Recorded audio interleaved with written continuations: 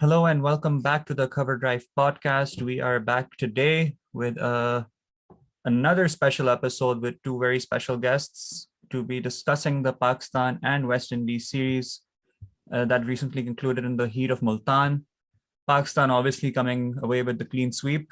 You could say it was pretty straightforward. We didn't really, apart from the first match, we didn't see Pakistan getting stretched to the limit. Really, the first match, Pakistan coming away with a victory by 5 wickets, chasing 306. It did get a bit tricky there, but we saw Khushdil Shah taking the game away for Pakistan. Game 2 and 3 were pretty one-sided, if you'd ask me. Pakistan winning by 120 runs and 53 runs respectively. Mohammad Nawaz coming away as the star in game 2 and Shadab Khan as the all-round star in game 3 with a brilliant knock of 80 runs when Pakistan collapsed, as well as 4 wickets. To introduce my guests today, those of you who are active on cricket Twitter will be quite familiar with both of them. Firstly, being Raiyan, better known as Critic on Twitter, the official stats merchant of Pakistan cricket Twitter, I would say. And secondly, Abdullah Ansari. And you'll notice a common theme here. Both of our guests today belong to Grassroots Cricket, one of the finest platforms of Pakistan cricket, if you'd ask me, online. Welcome, both of you. Welcome, Raiyan. Welcome, Abdullah Bhai. Assalamu alaikum. How is it going? Walaikum salam. So, Raiyan, what are your thoughts on the series? Kaise laga? Because I think there wasn't much hype building around it going into the series, but it turned out to give us a lot of an idea of where Pakistan stand going into the World Cup next year. Yeah, definitely.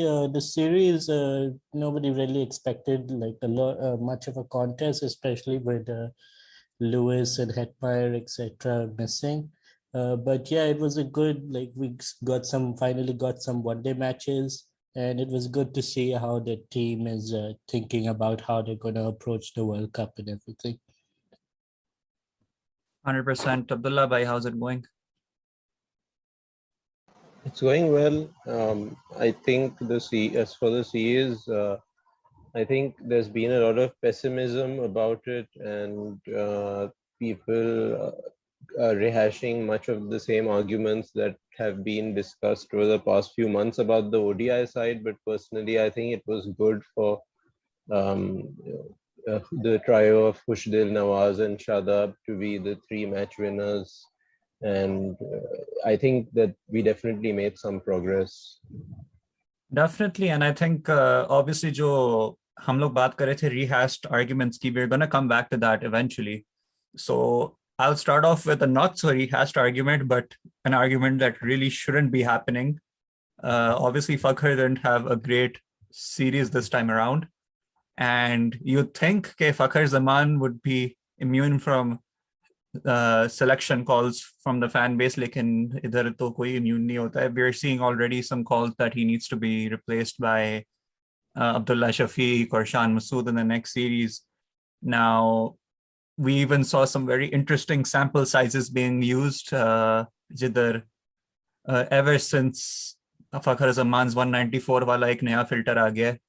So it gets kind of ridiculous, but obviously you two are the stat experts here. So what are your takes on this whole Fakhar debate at the moment? Because I frankly think it's ridiculous. Fakhar Zaman goes nowhere from your ODI side.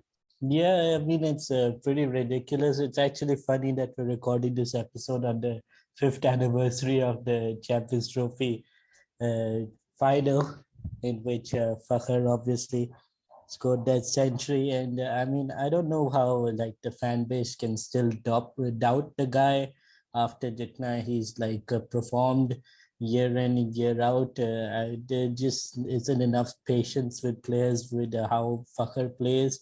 And it's the thing, our fan base is very caught up on how the player plays as opposed to the results of the player. Fakhar ko dekhte hai, when he's starting off his innings and his crabby technique and everything, and they immediately start thinking bad about him, which is very unfair. It's the reason why even when he was having such a good domestic season, like in 2016, it took till 2017 and the PSL for him to finally get selected. Or generally, like एक तो होता है कि there's the idea that oh, we should drop Fakhar for Shan or Abdullah or something. What's even more entertaining for me is the people who have the idea that like we should move Fakhar to 4 in ODIs, which is basically based on the sample size of one innings in a T20 World Cup, a T20 game, in which he actually spent the whole of the middle overs going at run a ball and then finally teeing off against pace at the death. But apparently Fakhar spin बहुत अच्छा खेलता है and he'll start hitting from ball one in ODIs apparently according to these people. So that's quite entertaining to listen to. Otherwise, how Abdullah bhai, what do you think? यार फखर पे तो मेरे ख्याल में एक मसला फैन बेस का ये है कि लोग ये देखते हैं कि उसने आखिरी मैच में परफॉर्म कब किया, और वो शायद था ओडीआई में, I think it was April 2021. So people tend to think के 12-13 महीने हो गए, बहुत लंबा टाइम हो गया है, and we tend to we don't really take into account that first of all ODIs are played so rarely. So we've played just I think 8 ODIs since the South Africa series, and then that tendency of some journalists and cricketing personalities कि वो filter till the last good performance and filter out that good performance and then just see what happened in the last X number of games, in which in this case it's 8. If you take it to 10, then that includes the 194 and the other consecutive 100 he scored against South Africa. So that would be a bit inconvenient if you take both into account. So you just need to do that specific filter of 8 games, and then you have a base to criticize him with. And I think the point about his technique and all is very important, because like I don't want to be disparaging, लेकिन ऐसे comments बहुत मिलते हैं social media पे कि ये देखें इसकी बैटिंग पे ये मसला है, ये ऑफ साइड में नहीं खेल सकता, ये ऐसे बैटिंग करता है, स्टार्ट इनिंग्स ऐसे करता है. They don't realize that the type of game that he plays is first of all, it's not easy to do that in every ODI, and secondly, at the end of the day, I think he is one of only less than 10 players in ODIs who average more than 45 with a strike rate of 90 plus. So the bad faith arguments usually go along these lines के आपका एक opener फखर अभी struggle कर रहा है, what if the other one starts struggling, and then you'll be in a hole. But that's not that's not what's happening, is it? Like इमाम कोई दूसरी टीम का प्लेयर या कोई एलियन तो नहीं है कि वो अच्छा कर रहा है अभी, तो we can't just discount those performances and just think that everything would be the same in the alternate reality where both openers are struggling and suddenly Pakistan is in a hole. And you always need your all your players to be performing in every match. I think in sport you have to accept, especially in cricket and batting in particular, that even Babar Azam, like he scores 50 plus in what 40% of his international games, which is the most in international cricket in history for over sample size of like 200 innings or whatever. तो batting का यही ऐसा ही होता है कि batsmen go through lean phases, they go through times where they can't get runs. If you're holding everyone to that standard of Babar Azam, then you have to drop your whole team, you have to find a new batting order for every series, and every series you will struggle because there's only one Babar Azam in Pakistan, there's only one Virat Kohli and Rohit Sharma in India, and you cannot hold players to that same standard. You have to understand that the ups and downs will be there, for players, and you cannot discard a player with a record like Fakhar has. So I just hope that that talk fades away, and I certainly hope, and I don't think that it's being entertained in the team management at all for now. Yeah, and I think that's the important part, that Fakhar still has the confidence of the team management, and I think वो बहुत ही important होने वाला है in the long run. And as you said, holding players to a certain standard, जैसे हम देख रहे हैं बाबर, आपने कहा बाबर को हम लोग बाबर के स्टैंडर्ड से बैट्समैन को होल्ड अप कर रहे हैं. I think in the same way Shaheen के आने के बाद हम लोग यंग बॉलर्स को शाहीन के स्टैंडर्ड से होल्ड अप करते हैं. We need to realise that some players will be generational, some players are exceptional talents जो कि यार आपको 10 साल में एक बार ऐसे प्लेयर मिलते हैं.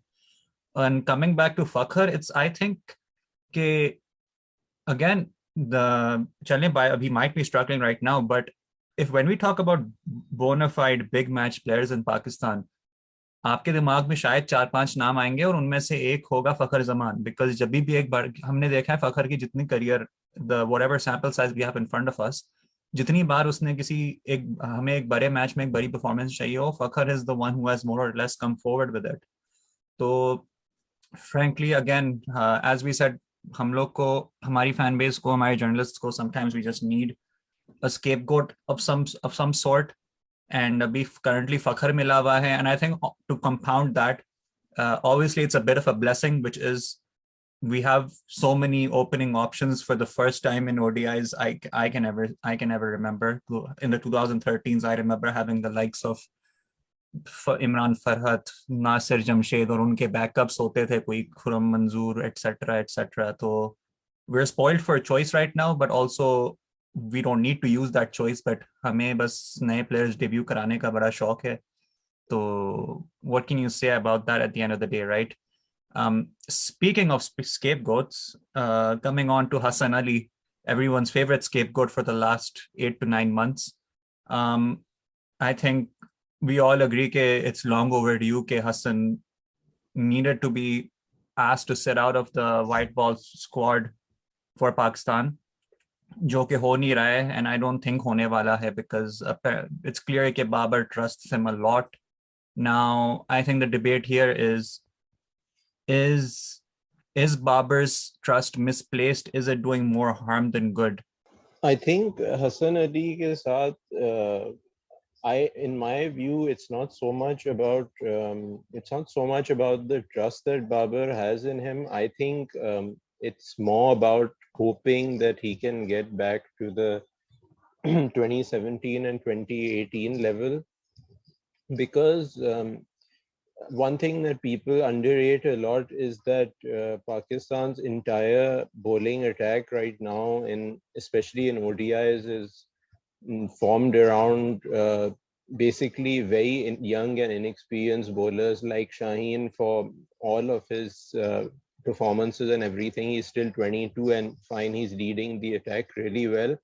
But I feel that Babar just wants to have the security of having a slightly more senior bowler who is also an important part of who has been an important part of the white ball setup. He wants him to be able to play in the World Cup and play an important role.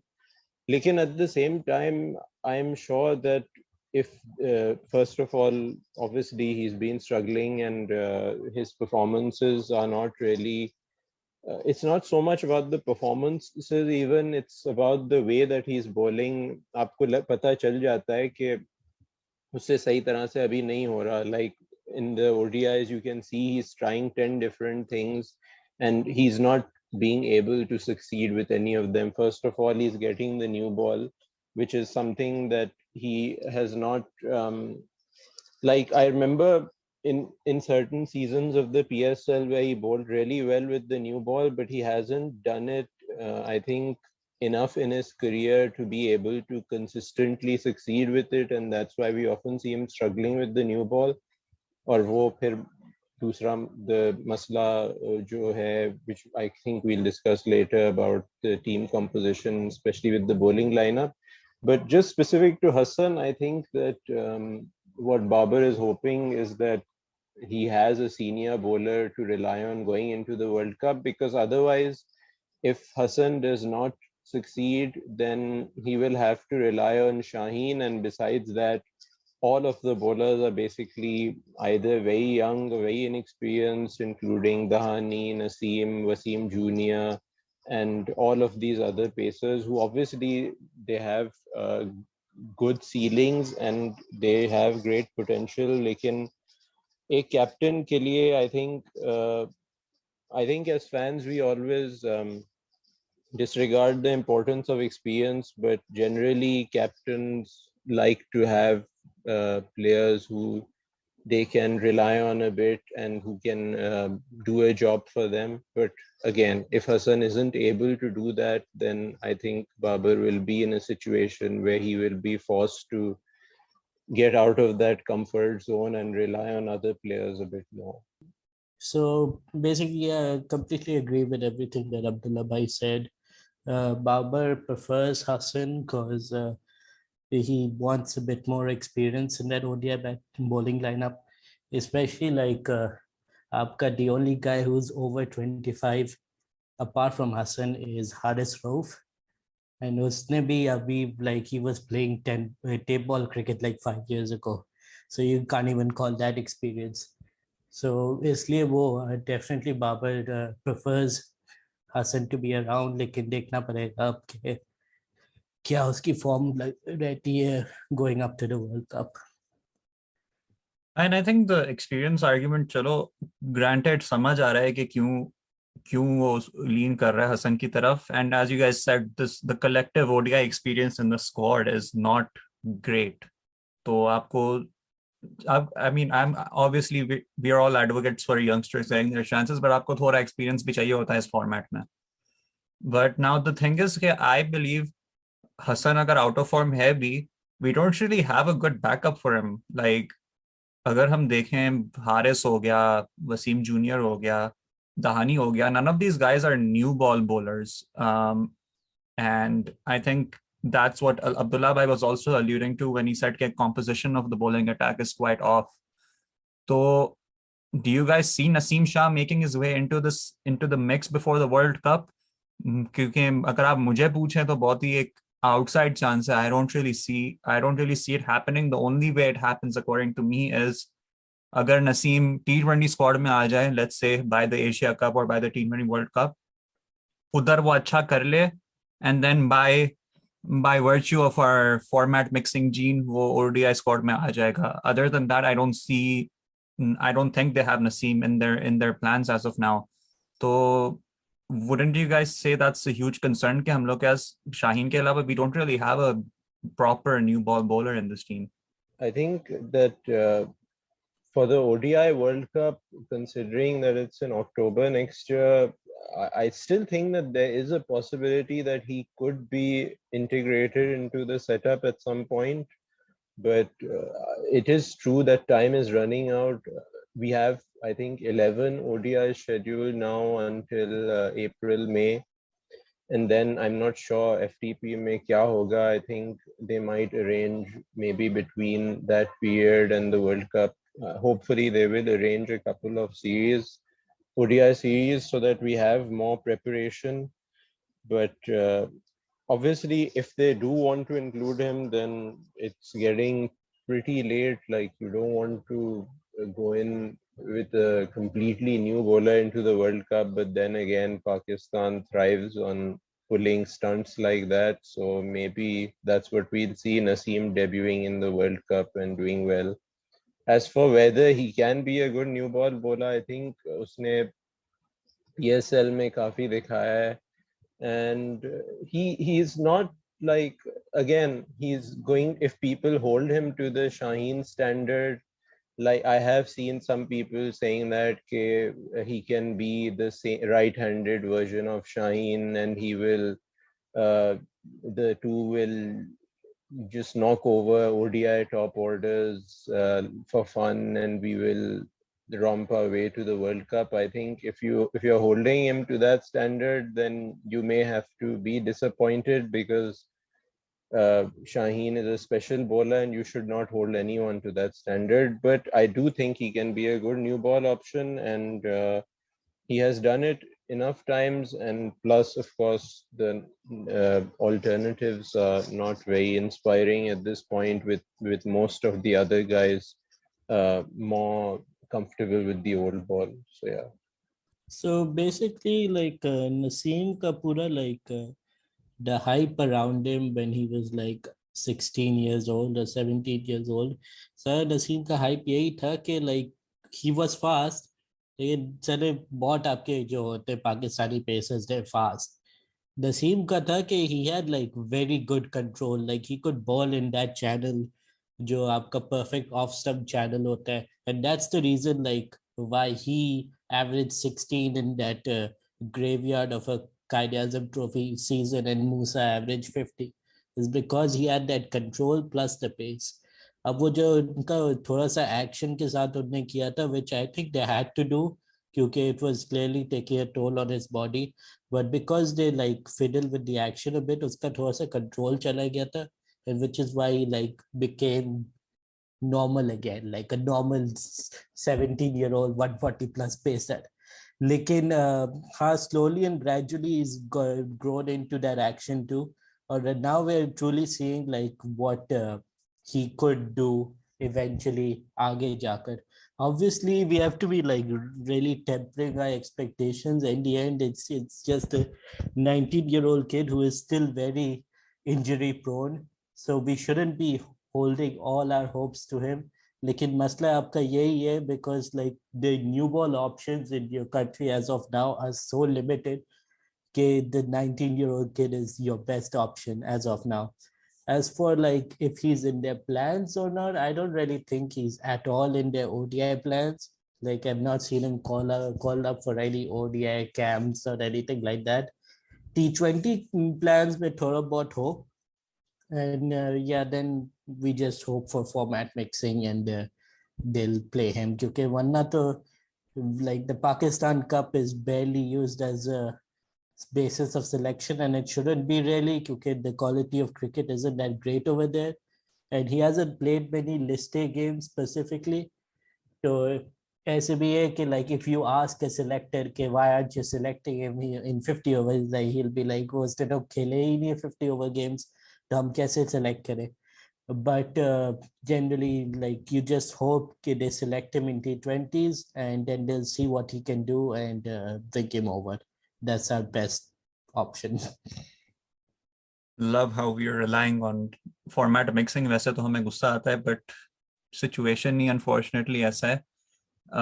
But हाँ, I agree totally with both of you कि नसीम का तो यही लग रहा है कि there might be a chance. Whether it happens or not, that's a whole other story. And I will hold up my hand and say I'm guilty of the discourse Abdullah bhai was pointing out कि नसीम आ जाएगा तो हम top orders को wipe out कर देंगे. So probably best to hold your expectations there.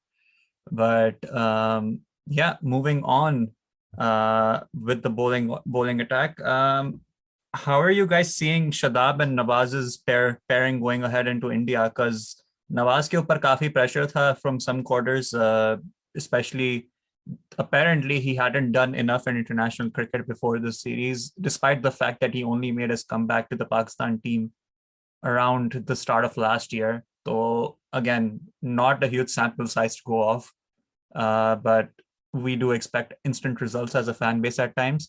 So I personally found Nawaz to be coming into his own in this series, and we haven't seen much from him with the bat yet. But again, he'll need a few extended runs of innings, and I think he can come good. And yeah, let's see where it goes from there. I think for Nawaz, I think he's trusted by pretty much everyone to be able to do his role now at this point in the team. So I wasn't really worried about him coming back from injury. It's just a matter of form, and it's great to see that he picked up right away and started and won the Man of the Match award with a really good spell in the second ODI. And hopefully that will bring an end to the discussions about why he's preferred to Imad, because uh, I think many people, when they have that discussion, then they forget that Imad is not in most ODIs a 10 over bowler. And Nawaz, unless you have someone like a Puran really going hard in the middle order, you can rely on him to bowl most of his overs in ODIs. So that pairing of Shadab and Nawaz, I think like most other teams would be pretty happy with this pairing, but Pakistani fans like to nitpick and find problems where they might not exist. So I think it's just good that it's good to see them both putting up their hands and giving some important performances. I personally didn't have any doubts about their ability or the way that they're going to fit into the ODI team. So yeah, that's pretty much all I have to say. Yeah, so I think if we look back now, this would mean that like we're expecting something of Pakistan cricket, which is usually not a good idea. But if we do look back 5 years or 6 years from now, and we see how our ODI team has progressed, then I think the shift from Shadab to Imad, from to Shadab and Nawaz, that'll be a big part of how we like enhanced our ODI team to the next level. The Imad's role was like he was an important player for us in like 17, 18, maybe 19. May jab like they couldn't at that point trust Shadab to fulfill that number seven role. So they had to think of someone else जो आपके remaining 10 over करा देगा और number 7 को nail down कर लेगा. So at that point, Nawaz obviously wasn't the batsman that he is now.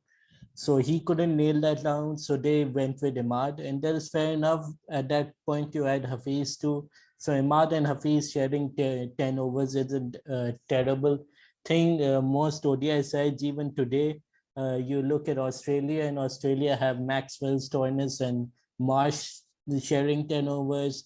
Um, and similarly, like India are also going to go with Jadeja and Pandya sharing 10 overs or something like that.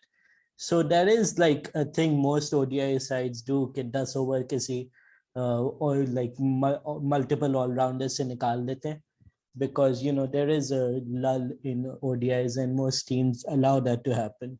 But now that Pakistan have Shadab who can fulfill that number 7 role or another role that we will discuss later, basically it means that because he can bat in the top 7, Pakistan can now play Nawaz with freedom that like they don't have to worry. And it's even better now that Nawaz ki khud batting has progressed to that level that even he could be a top 7 batsman in certain situations.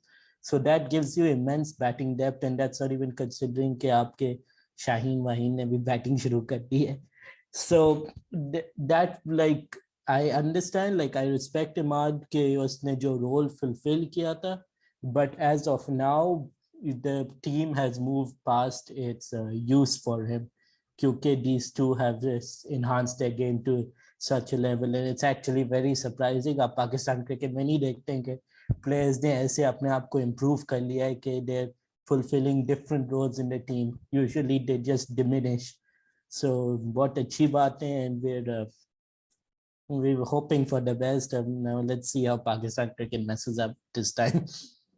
I mean, we're always expecting. I think with Pakistan, it's always you have something good on hand. How are you going to mess it up? But with this crop of players, I think the expectations are a bit different from our end as well. They seem to have managed their resources better than most of their preceding generations. There's obviously still room for improvement, and that's where the next bit of the discussion comes in: the ever non-ending conversation of Pakistan's middle order woes and ODIs. जो आपके number 4 or 5 के position है, I feel like they've become the most notorious topic of discussion over the last 2 years. Now, Abdullah भाई mentioned कि हम लोग को ना स्टंट्स मारने का बड़ा शौक है और हमने इस सीरीज में भी एक सरप्राइजिंग सा स्टंट मारा by playing Mohammad Haris 19-year-old Mohammad Haris at number 5. Now I'm sure all three of us rate Haris very highly, but I personally thought expecting a 19-year-old to make his debut in ODIs and play number 5, which is one of, if not the most difficult positions to play in that batting order, was a bit unreasonable with him. Obviously, now that they've done it, I hope he gets his fair stretch of a run and gets to perform. Because we don't want him going through the whole Heather Ali experience where you're the new golden boy on the block and then out of nowhere आपके थोड़े matches अच्छे नहीं गए तो you're no longer favored by management. Middle order को जहां तक देखा जाए, देखिए रिजवान को तो I think they've nailed him down at 4. That's another point of discussion. Is he cut out for that or does he need to move down to 5? So just I think an overarching question for both of you, what is Pakistan's solution to 4 and 5? Because I feel like it's getting way too close for comfort now. We need to figure it out over the next 2 series max, in my opinion. Yeah, definitely. एक तो है कि like batting number 4-5 is very difficult in ODIs. Like it can't be stated enough. And the other thing is that you can't even prepare a player for 4 or 5 like in any other format. जैसे आप like because ODIs generally are the lesser played of the format. Even list A cricket isn't played as much as आपके T20s obviously, and even tests have a proper first class system and most players play that first class system going into the test. So फिर भी आपको थोड़ा बहुत होता है, like list A cricket especially आजकल is played very less, and because of that you don't have these players who can groom themselves into this role of 4 and 5. And 4 and 5 is a very unique role क्योंकि आपको you're depending on the top 3, like you adapt to what the top 3 does. अगर top 3 चल गया आपका, then you're the lower order hitter. अगर top 3 नहीं चला आपका, then you have to go there and do the whole recovery act and then become the lower order hitter as well. So it's a very varied role, and there are very few players that succeed in this role and actually thrive in it. And definitely Pakistan have left it too late. I think that they really should have nailed down a top 4, 5, 6 right after the 2019 World Cup. कि हाँ ये 23 World Cup हमारा खेलेंगे, and we're going to keep on playing these guys for 4 years. चाहे if like midway through you think अच्छा maybe we made a wrong judgment, then maybe in 2021 you can make a change of some sort. Then you still have like 2 years left कि दूसरे player को groom करने के लिए. And right now what you have done is you've tried Danish Aziz and Asif, and then you tried Khushdil, then you went back to Khushdil, and everybody who watched list A cricket for the past 3-4 years would tell you that Khushdil was your best option for number 6. Lekin obviously it took them like Khushdil batting in the Kashmir Premier League to get them to realize कि हाँ ये हमारा बंदा है. But it's good for him. At least we I wouldn't say nail down क्योंकि यहाँ तो people don't accept the player doing his role as nailing down a spot. They want him के वो जाके पहले recovery पूरी करे, फिर पता नहीं century मारे, and then they'll be like, oh अच्छा अब इसने nail down किया. But Khushdil, like so far what he's done is him performing the role of a ODI number 6. Otherwise Rizwan का थोड़ा सा situation ऐसे है कि he's regularly played the number 4 role for KPK, and ऐसे भी नहीं है कि like he played that number 4 role for KPK in T20s as well, and a lot of people could have used that कि they can T20s में number 4 के लिए use किया था, and he kept doing that role. He was fine-ish, लेकिन ऐसे नहीं था कि he was in ODI's limited overs number 4 पे he's got a 60-90 record. That's not a normal record for a number 4 to have. So you want to give him the benefit of doubt. ये भी है कि technically this team doesn't need a number 4 क्योंकि currently आपका top 3 ऐसा खेल रहा है कि they basically eat up the overs, because normally the number 4 will walk in around the 25th over, if I recall correctly. Rizwan more like 20th over. Rizwan more like walks in the 27th over अगर आपका normal चल रहा हो match. So that's more shifting towards a number 5 role, which he actually may be more suited to. First of all, obviously, I agree with the points that Ryan has mentioned.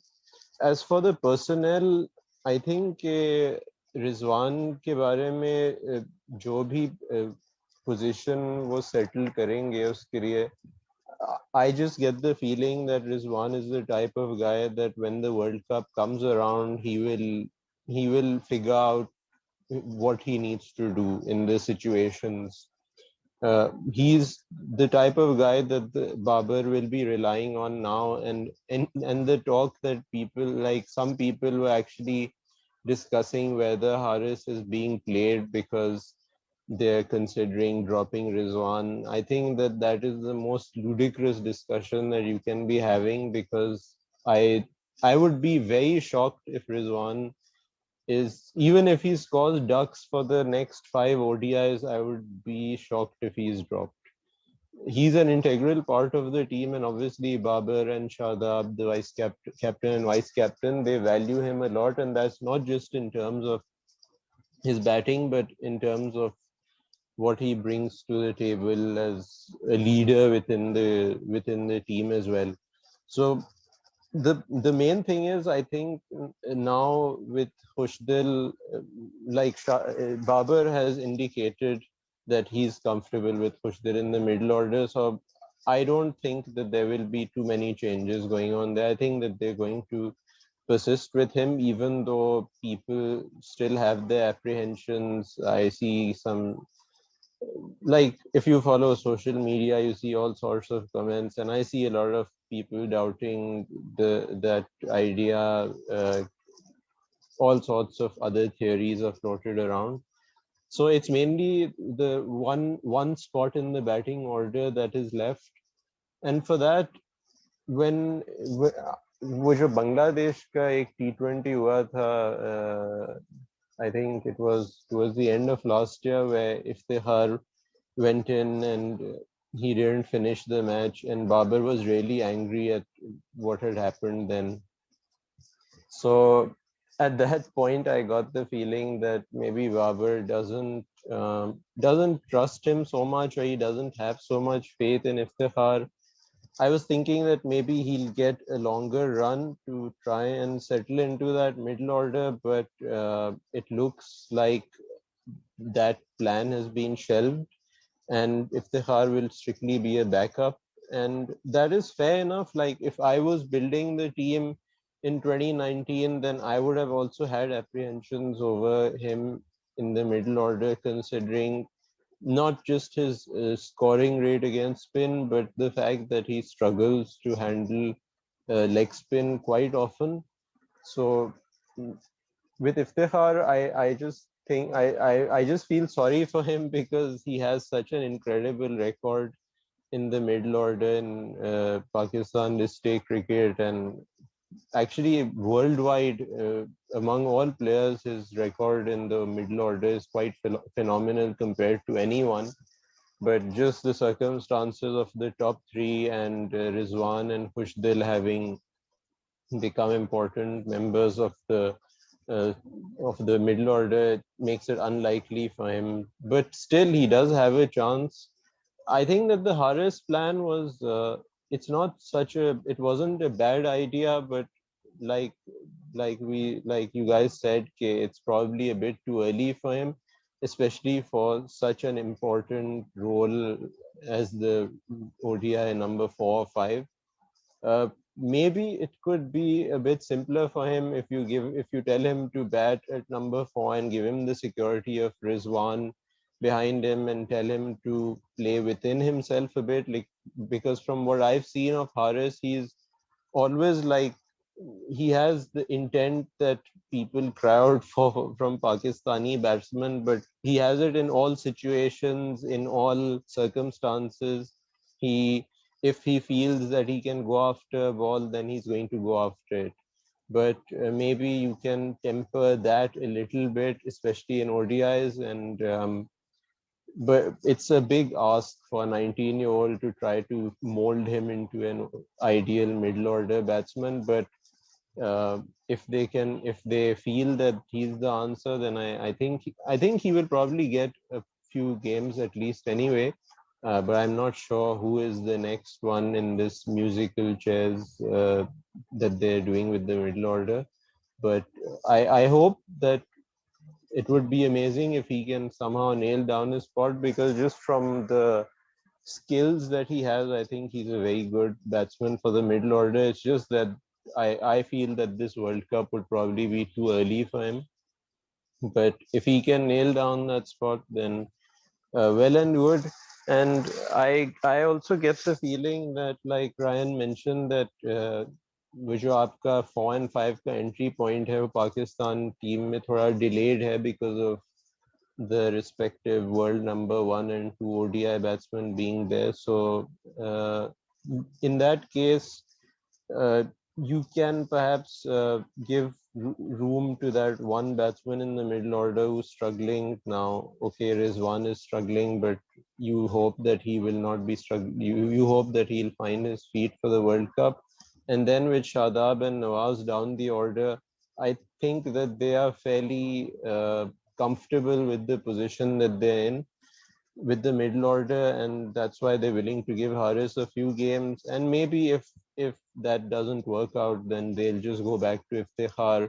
Uh, he might not be amazing in India and for World Cup, but he'll give an option, and you still have the Shadab and Nawaz. Do we want to take the discussion towards promoting Shadab up the order now or something? I mean, it's definitely going to head there at some point. But before we go to that, I had another follow-up question for on the Rizwan discussion. I think with Rizwan, if you ask me, it's less about whether he's playing at number 4 or 5. It's more about getting him an entry point where he faces more pace as opposed to spin. Because don't get me wrong, I don't think that he's particularly bad against spin. Like I wouldn't say he's a mug against spin in the or in any way, shape or form. He can negotiate spin. But मुझे issue ये लगता है कि कभी कभार है ना Rizwan spin के अगेंस्ट क्रीज पे ना फंस भी जाता है where he won't even be getting those quick singles as opposed to when he's facing pace. Chalo, he might, even if he's not attacking the pace from the get-go, the least you can expect from him is he'll get those sneaky singles and the doubles in and keep the innings ticking at a decent rate. So what do you guys think about that one? And then obviously after that, we'll move on to the Shadab discussion. I mean, like this one spin game is actually quite interesting because usually आप कहते हैं like it's the simple के right-handers like off spin and left-handers like left arm spin and left-handers like leg spin and right-handers don't like leg spin. लेकिन रिजवान का it's a bit more nuanced क्योंकि I think generally he likes के when the spinner ज़्यादा आपके ball को flight दे दें and he can get underneath the ball, that's when he's like completely fine. कि हाँ ये slowly से कराएगा मुझे, मैं यहाँ से work कर दूँ वहाँ से work कर दूँ, I'll bring out the sweep and everything. It's when the spinners like start bowling a bit faster and stump to stump, especially जो आपके left arm spinners होते हैं because usually they're using that modus of operandi. Off spinners आपके इतने ज़्यादा होते ही नहीं है international cricket में. And leg spinners generally they try to go for wickets to ज़्यादा flight करते हैं. That's why Rizwan's record against leg spin isn't actually that bad. Like especially his balls per six is very good against leg spin. लेकिन जो left arm spinners होते हैं because they're bowling faster and at the stumps and just trying to cramp him up, तो वो फिर wicket पे stuck हो जाता है. He can't use his feet and he can't sweep that much. So that's when he has to find other scoring options, which he doesn't find that well when he's playing spin. वो मसला ये है कि like in ODIs especially teams aren't that afraid of using spinners at the death क्योंकि especially till the 45th over teams will happily use the spinners क्योंकि As such, nothing changes apart from the batsman's intent. The batsman will be trying to hit the spinners, but that means that there are more chances of getting wickets as well. Especially आपके ODIs के last 10 overs में आपके they send one extra fielder out on the circle, so there's actually more chance, and teams are happy to gamble क्योंकि आपके ODIs में wickets are generally more important even at the death than they are at T20s, because T20s में 4 overs है. So like if a guy tries to hit out and he gets out, एक dot ball होगी, the next guy will come in and try to do the same. ODIs में कि if this guy tries to hit out right now and he gets out, then 6 over किसी और बंदे को खेलने पड़ेंगे if he gets out in the like 44th over. So the value for wickets in the ODI death overs is generally even higher. So teams are happy to employ spin. So इसलिए you can't specifically pick out a phase where ये हो कि अच्छा यहाँ सिर्फ pacers कराएंगे, because then if you try to pick out that phase, then that phase is like 46, 45, 46, 47, 48, और वहाँ फिर आपको कोई fast starting like Asif Ali या कोई बंदा चाहिए होगा who can just get going from ball one. So Rizwan, like no matter which position he goes at, he will have to face a great deal of spin, especially in the India World Cup. What's more funny to me is like people who suggest that he should be opening just because uska T20 में opening record इतना अच्छा है, and it's true that like okay उसको पहले 10 over मिल जाएंगे pace के, but after that it's just spin all the way through till over number 45th, और फिर आपको paces फिर से वापस मिलेंगे सही से, like throughout.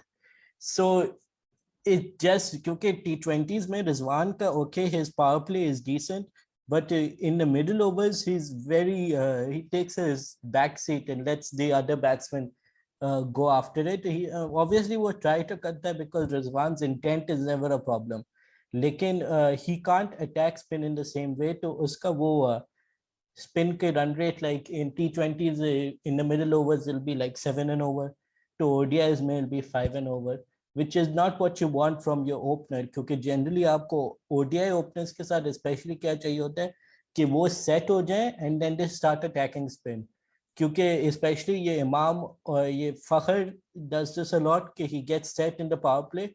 His power play striker isn't even that great, Fakhar's especially. उसका असल the payoff for Fakhar is that in overs 11 to 30, he will go after the opposition spinners so much that they will be completely thrown off, and then you can do whatever you want at the other end. Similarly, Imam ka bhi batting renaissance jo kya hai, it's happened like his power play striker has gone up, but it's only like 80. His asal mein kya hua hai कि he's now attacking spin like ODI openers should do, that they should be attacking after the power play when they're set and everything. So that's you can play Rizwan in any situation you want in the ODI middle order or the opening. Like at some point he will have to negotiate spin, and I think he's a good enough player to negotiate spin happily and clearly, but आपको थोड़े बहुत concessions करने पड़ेंगे उसके लिए, because obviously he's your best wicket keeper or there's no other wicket keeper who comes close to him currently, and you have to pair him up with a batsman at the other end who is playing spin properly. That's where like Iftikhar ki place becomes more difficult, because you can't have if Rizwan at 4 and Iftikhar at 5, क्योंकि वो दोनों start batting कर रहे हो, then the opposition will just spam spin overs for like 10 overs. Either one of them will get out or the run rate will go to 4.5. So that's where you need like some batsman at the other end, one of your top 3 or Shadab or someone else with Rizwan, making sure that he doesn't get bogged down by spin too much. Yeah, I think Ryan covered most of the points. That was basically what I wanted to say, that Rizwan at 4, I don't have a problem with it so much, because if one of the top 3 is set alongside him, then they should be batting at a good tempo. Like Imam has now started doing that, and Fakhar and Babar already do that. Babar doesn't attack as much, but he still bats at a good tempo against spin. So with Rizwan, I am not so concerned about him starting against spin. I think he probably just needs like 15-20 balls to get in a little bit, I don't think that would vary too much unless he's coming in after like the 40th over or something. And you have to make that little bit of concession for him, that you give him time to play himself in a little bit, because he doesn't have that like in T20s with the power play where he can get off to a flyer. So thoda uska game different hai. So you just have to accept that. And yeah, again, with spinners in ODIs, the number of overs that are available are much higher than in T20s. And in a World Cup in India, most teams will have two spin options. So yeah, I basically agree that you can't really hide him as such. So better to just let him play at whatever position he's comfortable with, or if you find another batsman who you want to play at for, whether it's Haris or the return of Saud Shakil even, or promoting Shadab, or whatever you want to do. Yeah, I think there's plenty of ways to handle that without Rizwan's spin play being a massive concern. Like I wouldn't say he's a sitting duck against any type of spin, and that's pretty much I think what you can like. He used to be a sitting duck against leg spin earlier on in his career, but he improved a lot, and I think that you can trust him to negotiate spinners at the start of his innings. You just give him that little bit of margin where he maybe takes a couple of overs, 3-4 overs even, to get started a bit, and the other batsman realizes his role in maintaining the flow of the innings, so that there isn't too much of a slowdown in the scoring rate. 100%. And I think that takes us on to our next discussion point. As both of you pointed out, ke if Rizwan is playing at that position, you need to ensure कि दूसरे end पे ऐसा कोई हो जो कि spinners को सही तरह take on भी कर सके. Obviously, it's not always going to come down to him playing with whoever is at number 5.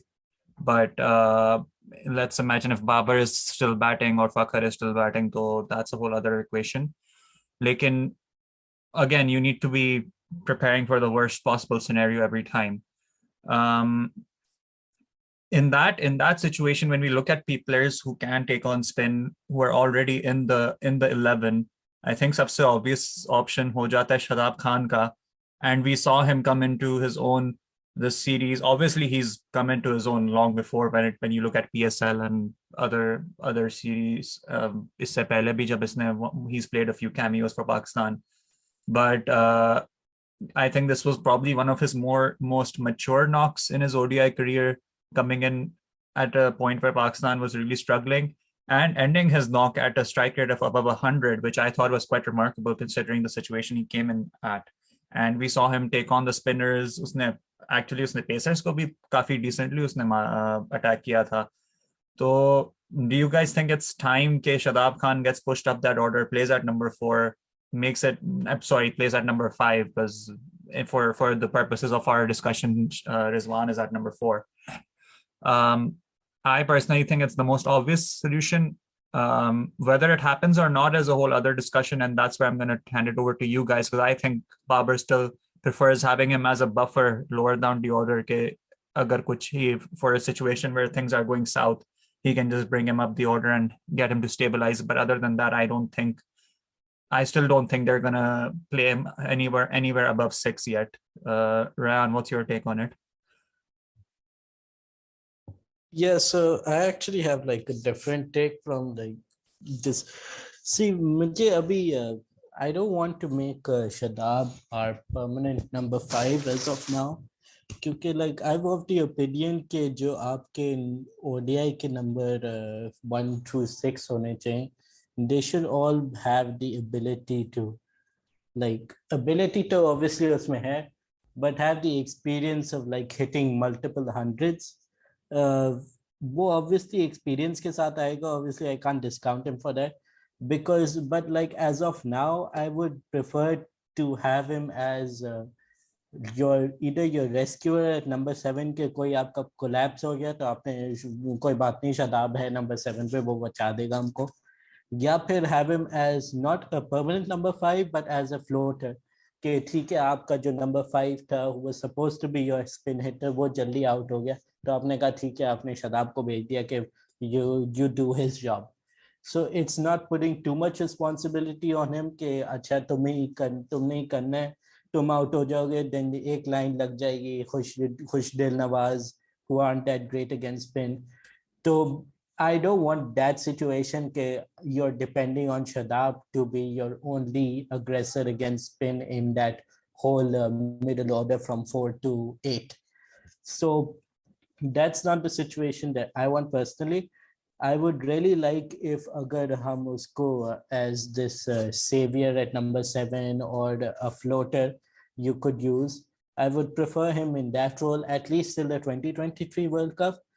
2023 के बाद we can recalibrate and see uski batting obviously would have gotten even better with that at that point inshallah.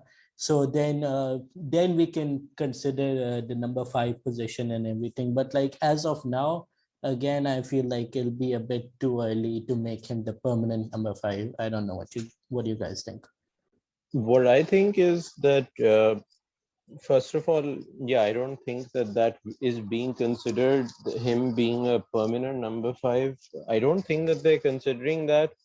And if I think that even if we do think that let's say that Shadab plays at 5 with Khushdil at 6 and Nawaz at 7, then that throws up an additional selection dilemma that what do you do after that? Do you just get someone like Asif Ali who can just provide an extra hitting option, or do you then consider bolstering your bowling a bit more so then you have Shadab and Nawaz in a 6-man attack or something? It's a nice problem to have, but I don't think that it might not be the ideal way to approach it, especially when you're struggling to find the balance with your middle order.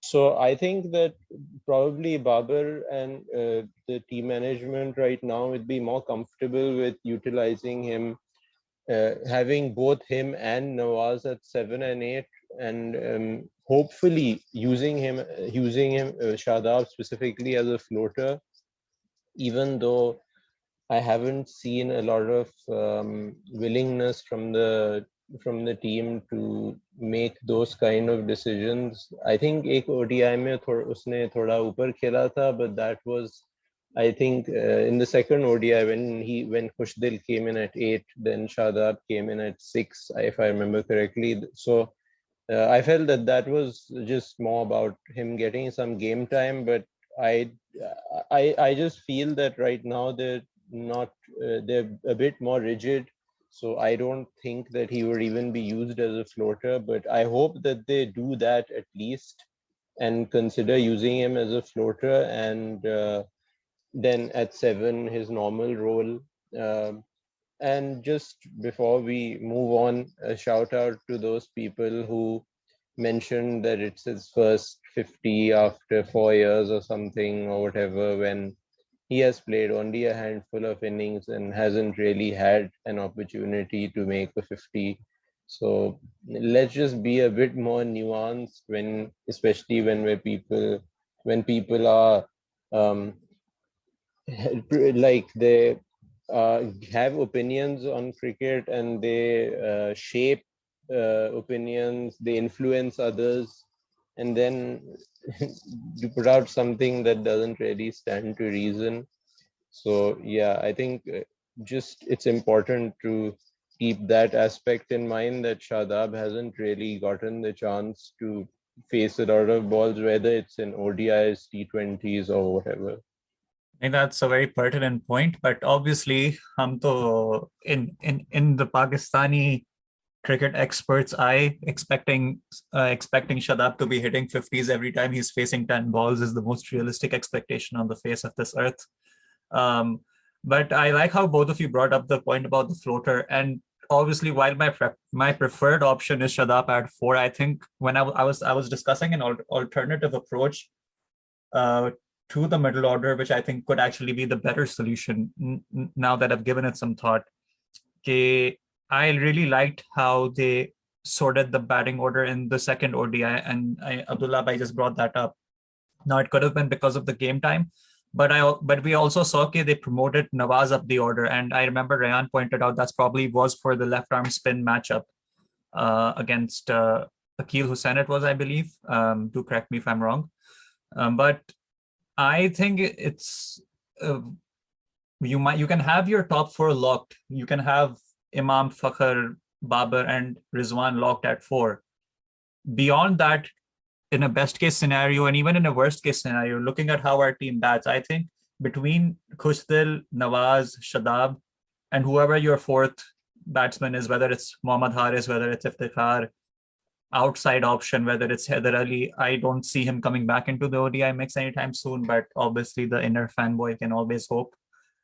Now, you could use any one of these 4 batsmen, jo hain Shadab, Khushdil, etc., in a different position based on what the match situation is, based on kaisi kaun bowling kar raha hai, whether what's the matchup there.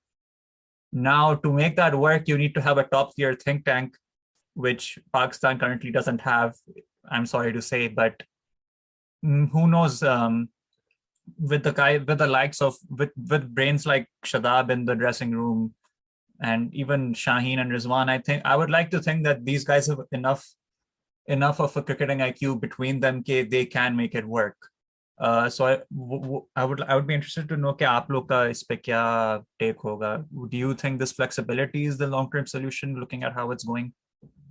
So yeah, definitely like वो तो वही बात हो गई कि batting orders should always be flexible, which is completely true आपके T20s में भी and ODIs में भी. The only time your batting order is pretty rigid is supposed to be test, और वहाँ भी आप night watchman या कुछ पेश देते हैं.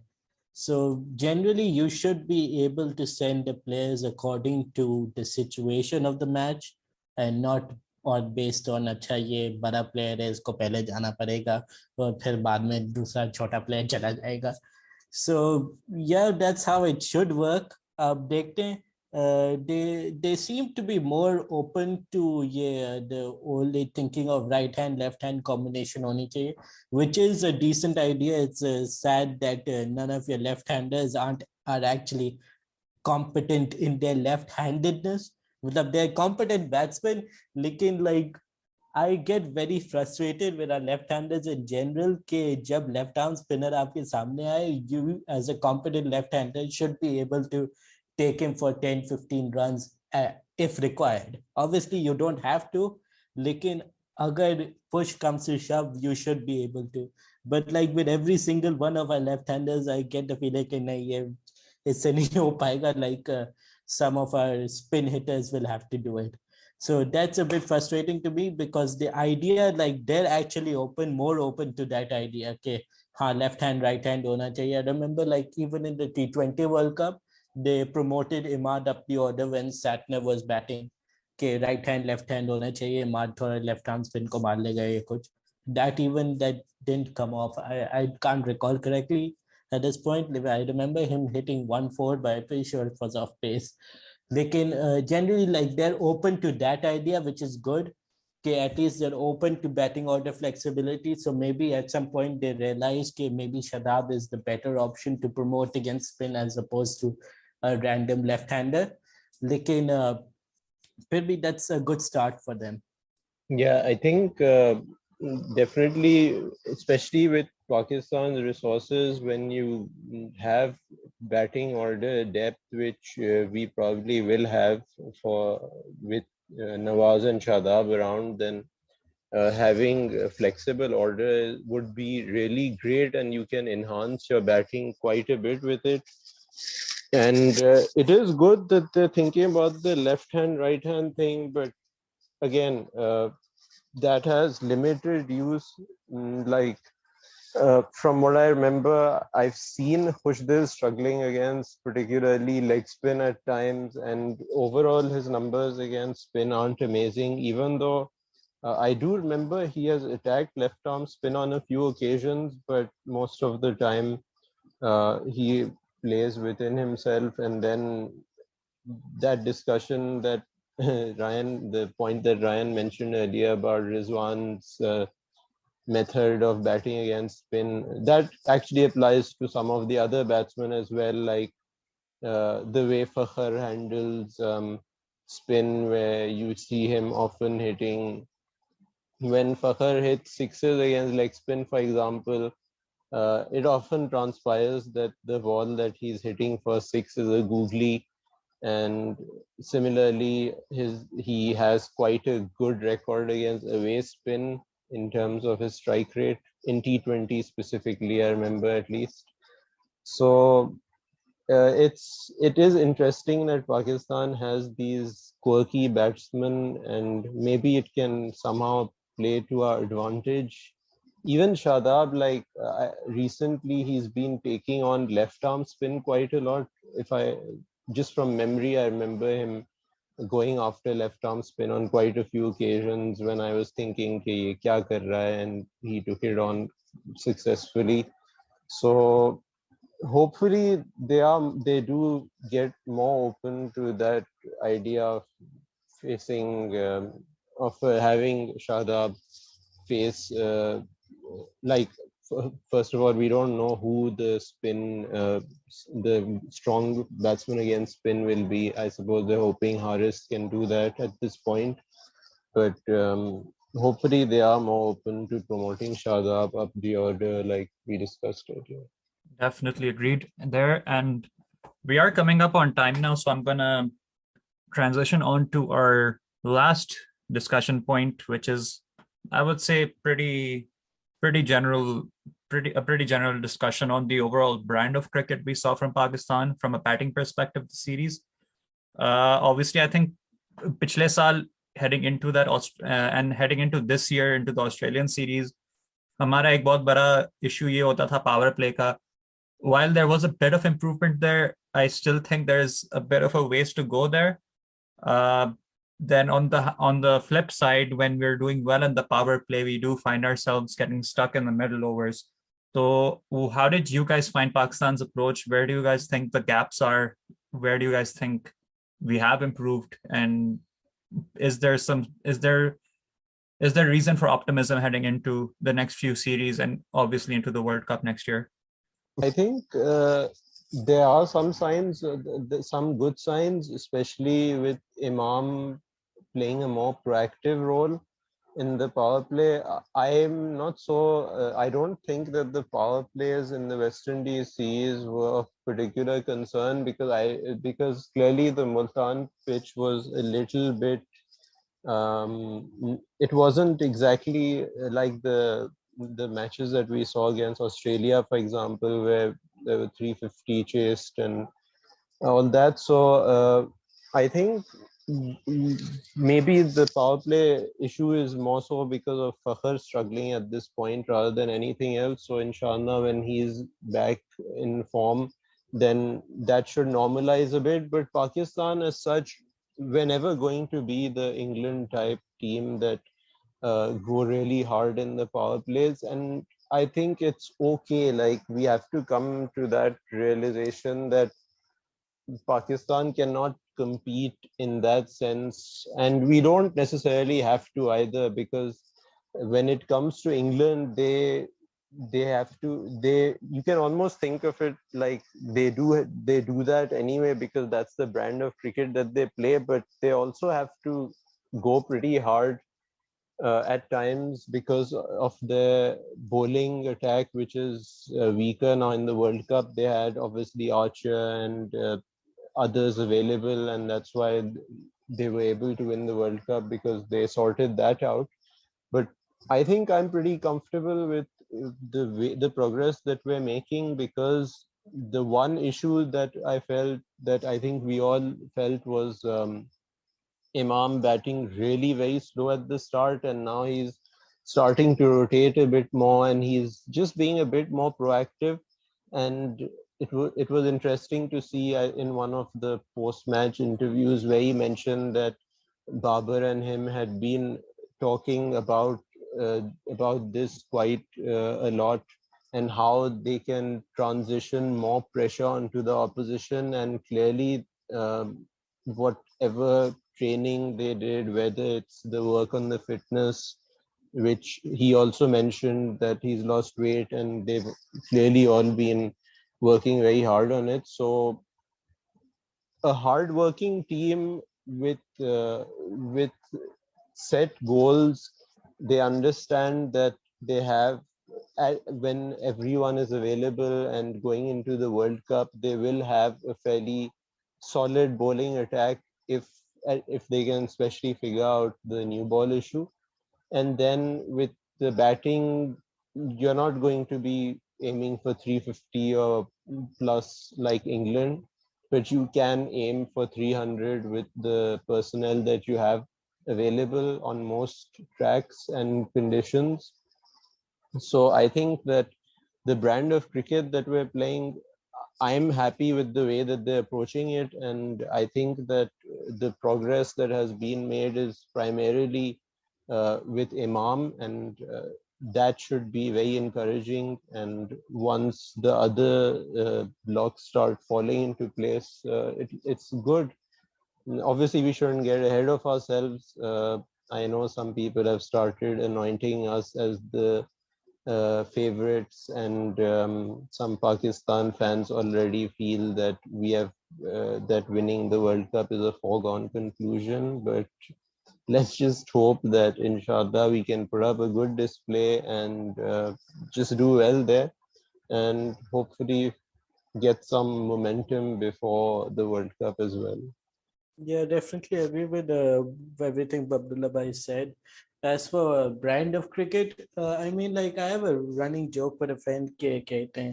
We checked the score at 25 overs, and 8 times, like 7 times out of 10, it's 125 for one or 125 for two, which is completely fine. Like usually you double the score after the 30th over, and they usually accelerate 25th over onwards. As far as the power play is concerned, power play is like important in ODIs, but it's more important for the bowlers than the batsmen. Especially for the new ball bowlers, this is the best time to take wickets. So power play may, as long as you conserve your wickets, you don't have to go at that great of a rate. Obviously, you don't go at the rate that Imam was going in the last 3-4 years, in which were 60 strike rate pe ja rahe the. That's like not ideal.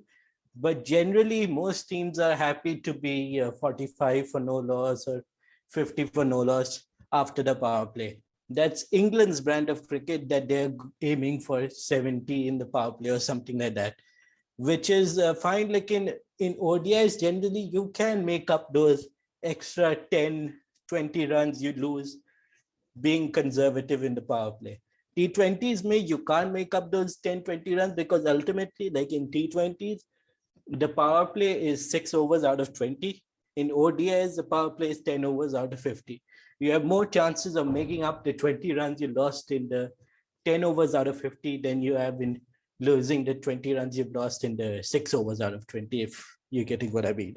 So generally, it's not worth going that hard in the power play. So as long as you're just respectable and you don't lose your wicket, you should be fine in the power play.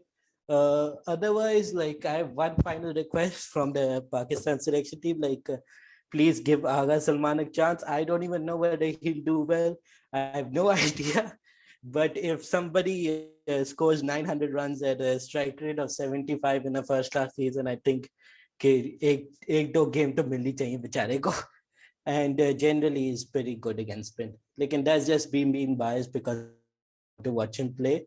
Otherwise, the idea with Haris was fine कि वो aggressive player है, was especially spin को ठीक ठाक खेलता है. Even in the World Cup against India, he was playing Bishnoi quite well, and Bishnoi is an IPL star now, so he was playing him quite decently until he swept it straight to that fielder. उसने अच्छा catch ले लिया था. And generally, like apart from that, header is option that I would have wanted to see. Like, and they've shifted him around so much in the batting order, and now they've shifted him out of the team. I don't think so. He's at that confidence level. Okay, he'll be up to play a World Cup in a year. But yeah, if I had Header, who was like fully functioning and everything, he would definitely be in my World Cup squad. Like, and again, that's probably me just being biased. So yeah, that's pretty much all I have. Because generally these three guys would up your band of cricket. के ये आपके score from like minimum like maximum 300 से लेकर maximum 330 से ले सकते हैं, because they'll give you that extra 30 runs in the middle overs that you may have lost in the power play. But yeah, that's just me thinking now. Up to you. 100%. And I think हम लोग को वही है कि the only thing missing in the middle order is a bit of that extra impetus, right? Obviously, stability important है, which we're slowly but surely getting there. And I think अभी जो Netherlands series आएगी, it's going to be really great for the confidence and for these players, because they'll get, with all due respect to the Netherlands, I think it should be a situation where some of these players who are struggling to find the runs should be getting the runs. And obviously on that point of Aga Salman, good place to plug Raiyan's article on Grassroots, where he did tackle this entire middle order dilemma, put down some very good options there and kind of went over it. So definitely do check that out.